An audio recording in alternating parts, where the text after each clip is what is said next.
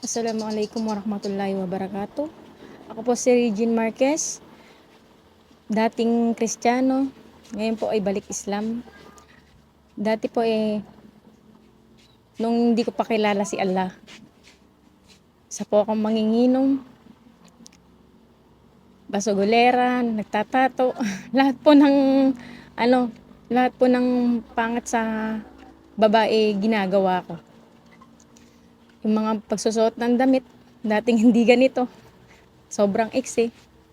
Ngayon po ay simula nung nagbalik Islam ako, tulong ng IERA, New Muslim, natutunan ko po yung pagsamba kay Allah. Tsaka yung kahalagan ng babae. Yung respeto na makikita mo sa Muslim, sa Islam yun. Hindi sa nung Kristiyano ko makikita mo yung mga pananamit na hindi magaganda. Pero alhamdulillah, proud po ako nung naging Muslim ako.